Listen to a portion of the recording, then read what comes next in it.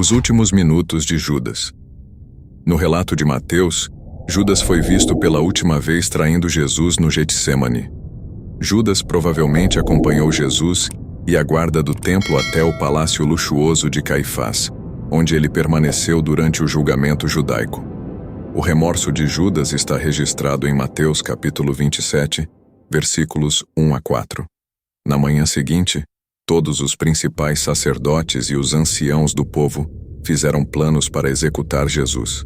Eles o amarraram, o levaram e o entregaram ao governador Pilatos. Quando Judas, que o havia traído, viu que Jesus estava condenado, ele foi tomado pelo remorso e devolveu as 30 moedas de prata aos principais sacerdotes e aos anciãos, dizendo: "Pequei, pois traí sangue inocente." Somente Mateus registra o remorso de Judas e sua tentativa de rejeitar o dinheiro manchado de sangue. Embora Lucas também relate uma conta paralela da morte em Atos, capítulo 1, versículos 16 e 19. Homens e irmãos, era necessário que se cumprisse a escritura que o Espírito Santo predisse pela boca de Davi a respeito de Judas, que se tornou guia daqueles que prenderam Jesus. Ele foi contado entre nós e recebeu sua parte neste ministério. Agora, este homem comprou um campo com a recompensa da iniquidade e, caindo de cabeça, se partiu ao meio e todas as suas entranhas se derramaram. E isso ficou conhecido por todos os habitantes de Jerusalém, de tal forma que o campo foi chamado em sua língua nativa de Celdema, que significa o campo do sangue. Mateus expressa a profundidade do remorso de Judas, mas é cuidadoso para não implicar que Judas se arrepende de seu pecado. A palavra para remorso, metamelomia, é distinta da palavra para arrependimento. O arrependimento se refere a uma mudança de coração em geral ou em relação a um pecado específico, enquanto o remorso se refere a sentimentos de arrependimento.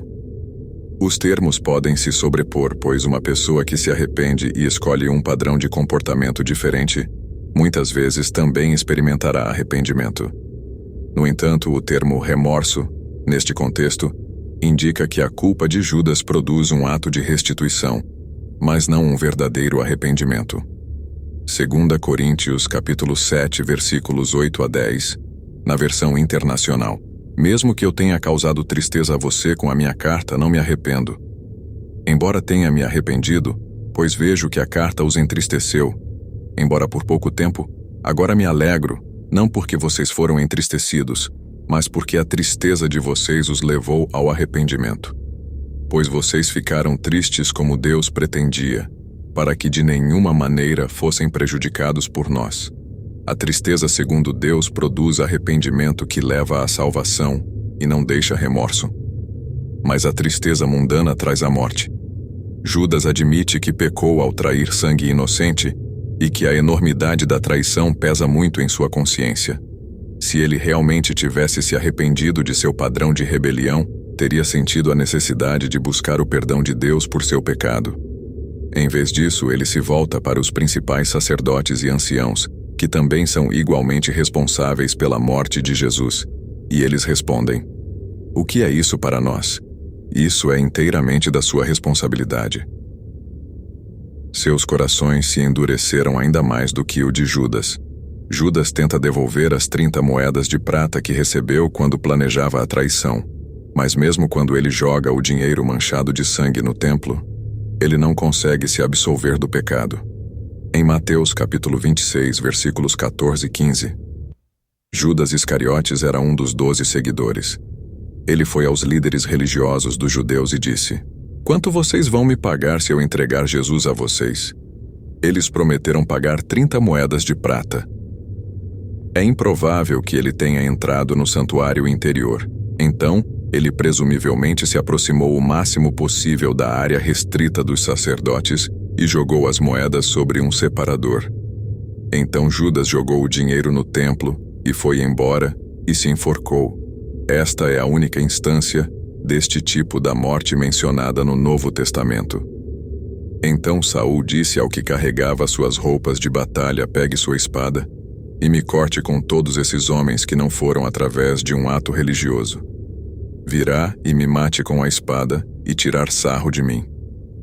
Mas aquele que conduziu sua batalha, roupas, não serviriam, pois ele estava cheio de medo. Então Saul pegou sua espada e caiu sobre ele. Quando aquele que conduziu suas roupas de batalha viu que Saulo estava morto, ele caiu sobre sua espada e também morreu com ele. Segundo Samuel capítulo 17, versículo 23. Judas via que suas palavras não eram seguidas, pegou seu burro e foi para casa em sua cidade. Ele contou à sua família o que eles deveriam fazer e enforcou-se. Então ele morreu e foi enterrado no túmulo de seu pai. 1 Reis, capítulo 16, versículo 18. Quando Zimri viu que a cidade foi tomada, ele entrou em uma sala interna da casa do rei e queimou a casa do rei sobre ele e morreu. Esse tipo de óbito foi considerado moralmente errado pelo judaísmo rabínico, como ele foi uma rebelião contra Deus que criou vida e é o único que pode escolher para tomá-la. A igreja primitiva também considerava esse tipo de morte como assassinato, o assassinato de si mesmo, e, portanto, proibido pelo sexto mandamento. A discussão sobre a substituição de Judas entre os apóstolos em Atos capítulo 1, versículos 15 a 25, inclui o comentário: Judas foi para onde pertencia. Atos, capítulo 1, versículos 15 a 25. Em um desses dias, Pedro se levantou diante dos seguidores, cerca de 120 pessoas, e disse: Homens e irmãos, isso aconteceu conforme as Escrituras Sagradas predisseram, como o Espírito Santo falou através de Davi. Eles falaram sobre Judas, que entregaria Jesus aos que queriam prendê-lo. Judas era um dos nossos e tinha uma parte em nosso trabalho.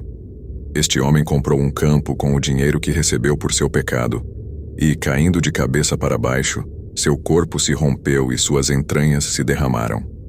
Todos os habitantes de Jerusalém ficaram sabendo disso e chamaram o lugar de Campo de Sangue, pois está escrito no livro dos Salmos: Fique deserto o lugar dele, ninguém habite nele, e que outro tome o seu lugar de trabalho. Judas foi para onde pertencia.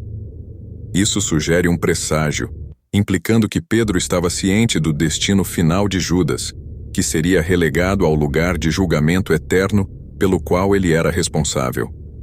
O foco da condenação está na maneira de sua morte, em vez do ato de se afastar de Jesus e traí-lo. Judas estava sob o controle do próprio diabo. Lucas capítulo 22, versículo 3. Então Satanás entrou em Judas, chamado Iscariotes, que era um dos 12.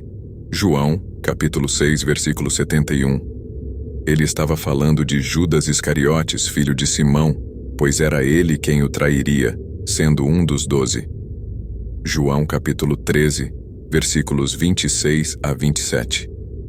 Jesus respondeu: É aquele a quem eu der este pedaço de pão depois de o molhar no prato. Então ele colocou o pão no prato e o deu a Judas Iscariotes, filho de Simão. Depois de Judas ter comido o pedaço de pão, Satanás entrou nele. Jesus disse a Judas: O que você vai fazer? Faça logo.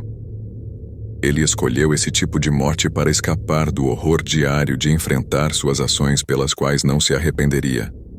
A reconciliação tradicional das contas da morte de Judas é que os sacerdotes usaram o dinheiro de Judas para adquirir o campo onde Judas se enforcou de remorso.